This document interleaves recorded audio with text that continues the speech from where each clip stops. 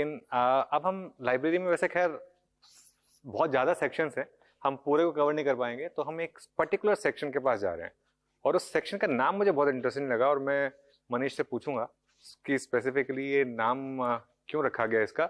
ज़रा एक बार इस नाम पर फोकस किया जाए और ये है लाइब्रेरी ऑफ मिस्टेक्स। ऐसा क्यों? सो ये बहुत ही एक मशहूर इकोनॉमिस्ट हैं रसेल नेपियर, हाँ, जो स्कॉटलैंड में है, तो हाँ, उन्होंने ये उनकी क्रिएशन है। हाँ, और उन्होंने एक बात कही जो हमारे सबके दिल को काफी छुई कि हाँ, लोग दूसरे के सक्सेस से सीखते हैं, हाँ, बट तजुर्बे को क्या कहते हैं, एक्सपीरियंस को, हाँ, कि अपनी गलतियों से सीखना। हाँ, so one way is to make the mistake and learn, हाँ, another way is to learn from mistakes of other others, people. हाँ, तो उनकी बहुत अच्छी टैगलाइन है, changing the world for the better one mistake at a time.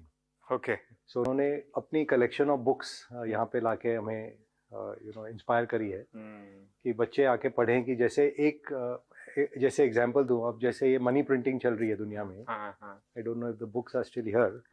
Paul Volcker साहब जो थे, जिन्होंने यूएस में इंटरेस्ट रेट्स ऑलमोस्ट 15-16% करके एकदम इन्फ्लेशन को once and for all kill कर दिया।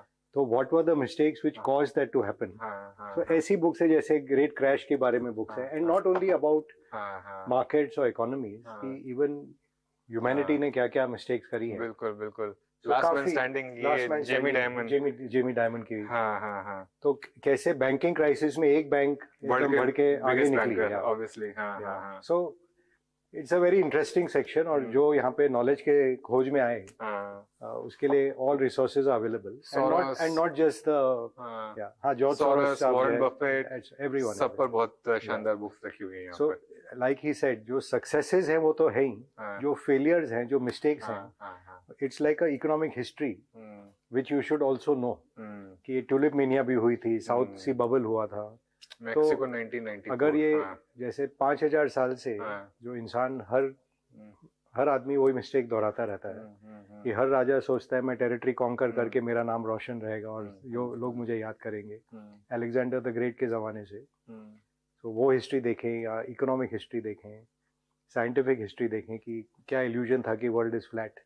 सो it's interesting to learn. In fact since आपने टॉपिक छेड़ ही दिया है, अपने प्रेजेंटेशन में भी आपने एक इन्वेस्टिंग को लेकर कहा है कि थोड़ा आप अपनी खुद की पर्सनालिटी पर वर्क करिए। कि देखिए, हर आदमी जॉर्ज सोरोस नहीं बन सकता है, बिल्कुल। हर कोई वॉरेन बफेट नहीं बन सकता है, हर कोई राकेश झुंझुनवाला नहीं बन सकता है, हर कोई निमिष शाह नहीं बन सकता है, हर कोई एक जिम साइमन साहब हैं जो क्वांट इन्वेस्ट करते हैं without worrying about fundamental, seeing trends, and he has PhDs on quant.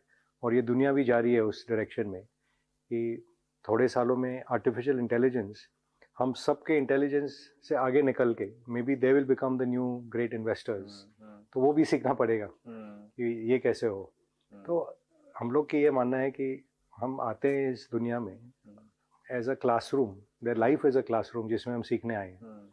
और जो 4 भाग होते हैं लाइफ के, जो स्टूडेंट लाइफ होता है 25 साल, फिर हाउस होल्ड लाइफ होता है जो आप काम काज संभालें, अपने परिवार का देखभाल करें, फिर 50 से 75 आप मेंटरशिप करें, दूसरों को आगे बढ़ाने का मौका दें, जो जैसे कि यहाँ पे हो रहा है, और फिर आप संन्यास आश्रम में जाके सेल्फ इंट्रोस्पेक्शन करें।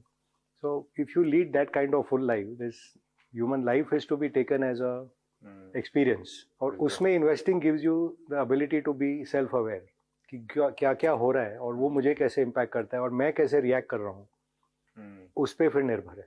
आपके हिसाब से फिर AI जो है वो किस तरीके से चेंज करने वाली है, इन्वेस्टिंग को कैसे चेंज करने वाली है? So हर टेक्नोलॉजी जो आती है ह्यूमन बीइंग की कैपेसिटी और क्षमता को आगे बढ़ाती है। तो जैसे आप चश्मा पहनते हैं, तो अगर 100 साल पहले चश्मे नहीं होते तो आप देख नहीं पाते, बोलते अब ये आदमी कोई काम का नहीं। तो हमारी कैपेसिटी बढ़ गई। तो जैसे मशीन आए तो बोले अरे लोग फार्मिंग खत्म हो जाएगा, ट्रैक्टर आ गए तो अब आदमी काम कैसे करेगा। फैक्ट्री आई तो फैक्ट्री में लेबर सब निकल जाएंगे। तो ये जो डर का एक वातावरण पैदा होता है कि नई टेक्नोलॉजी आएगी तो वर्ल्ड विल एंड, ऐसा नहीं होता है। It enhances our ability to do more things. और हमारा भी ऐसा मानना है कि AI is at one level productivity tool, another level increases the capacity कि हम और क्या कर सकते हैं और कैसे और इसको डेमोक्रेटाइज करके डीपर एंड डीपर। जैसे इसके आगे भी इलॉन मस्क साहब जो है, उन्होंने एक न्यूरालिंक टेक्नोलॉजी की है, जो ब्रेन कंप्यूटर इंटरफेस, इसमें एटलीस्ट 50-60 कंपनियां ऑलरेडी हैं लगी हुई कि इफेक्टिवली वो आपके ब्रेन में they give a interface, tip डाल दिया एंड इफेक्टिवली उन्होंने पूरे इंटरनेट को और एआई को आपके साथ जोड़ दिया, तो आप सुपर ह्यूमन हो गए क्योंकि सारा नॉलेज एक साथ आ गया, सारे एक्सपीरियंस दुनिया के आपके साथ आ गए। और एप्पल ने जैसे विजन प्रो दिया है तो मिक्स रियलिटी हो गई। बहुत महंगा है वैसे। तो जो आप आज के दिन महंगा है, जब हर टेक्नोलॉजी आती है, जब मेन फ्रेम कंप्यूटर होता था वो आप इमेजिन नहीं कर सकते। आज जो आपका हाथ में फोन है उससे कम से कम 10 गुना ज्यादा पावरफुल है। मेरे एक स्लाइड में एक मेंशन था कि जो बिल क्लिंटन साहब एज प्रेसिडेंट ऑफ यूएसए के पास जो इंफॉर्मेशन था और प्रोसेसिंग पावर था, that is available to a child in India with a phone in the hand 20 साल में। तो that is the rate of change जो आ रहा है and we will be beneficiaries of it. ठीक है। अच्छा, एक करंट मार्केट सिनेरियो की बात कर लेते हैं मनीष, उसके बिना क्योंकि ये इंटरव्यू पूरा नहीं होगा। मार्केट में बड़ी रैली आई अब, और अब हम मैं देख रहा था वैल्यूएशन के हिसाब से 19 टाइम्स पर आ गए हैं। बहुत महंगा नहीं है क्योंकि हम 21 टाइम पे भी गए हैं, लेकिन बहुत सस्ता भी नहीं है। तो इस समय आपका व्यू क्या है? मार्केट आप जो कहते हैं, एक तो कोई टाइम नहीं कर पाता है, और how pessimistic a market can get and how optimistic a market get. Normally जब इंटरेस्ट रेट बहुत ऊंचे होते हैं, मार्केट का पेसिमिज्म एट द माने मार्केट रॉक बॉटम पे रहता है, तो 10-12 का मल्टीपल पे मार्केट बॉटम करता है और 20-22 पे मार्केट का टॉप होता है नॉर्मली, जो देखा गया इन टर्म्स ऑफ मल्टीपल। और आप अगर जैसे अब का बात करें तो जैसे हम सब जिससे भी मिलें वो कहेंगे कि इंडिया का समय आ गया है, इंडिया बुलिश है, तो that is also in the price, right. अब जैसे कल हम बात करते कि रशिया में कू होने वाला है, तो सब सोचते हैं अभी मंडे को वापस market will fall and multiple would have fallen of the market, कि तेल के भाव बढ़ जाएंगे, क्या मालूम क्या होगा, तो पेसिमिज्म हो जाता। तो the point to buy is at pessimism, not when everyone is around. Warren Buffett की एक बहुत अच्छी saying है that you pay a very high price for a cheery consensus. So currently consensus is India is in a great spot, which it is. But if the price is reflecting it, you have to just be little patient कि कोई ना कोई event होता है, crisis होता है, mood बदलता है, जब आपको opportunity मिलती है। Having said that, please don't try to time the market. SIP अगर करते रहें सिस्टमैटिकली, और 10 साल में अगर आप देखेंगे पीछे मुड़ के, तो अब शायद 60,000 पे लिए या 55,000 पे लिए या 65,000 पे लिए, इट वोंट मैटर। बिल्कुल, हाँ। सो वो भावना जिसके पास है और जिसके पास वो पेशेंस और टाइम फ्रेम है, क्या उनके एसेट एलोकेशन है, वो हर व्यक्ति अपना खुद डिसाइड करे। I think on that basis we should be okay. Okay. अच्छा, अब यहाँ से मार्केट लीडरशिप अभी भी कंजम्पशन, बैंकिंग यहीं पे रहने वाली है? So हमने बात की शुरू में कि फाइनेंशियलाइजेशन एक थीम चलेगा ही चलेगा।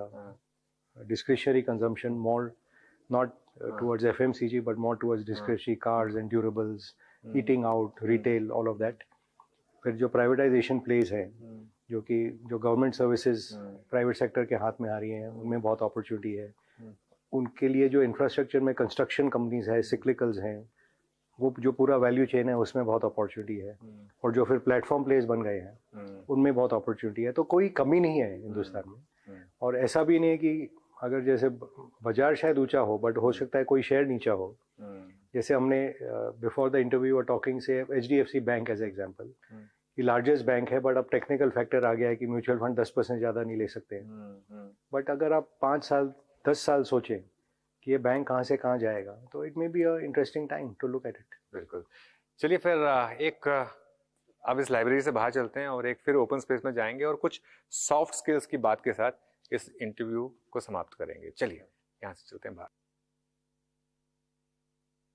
चलिए फिर वैसे मनीष, मेरा जाने का मन तो नहीं कर रहा है ये यूनिवर्सिटी छोड़ के,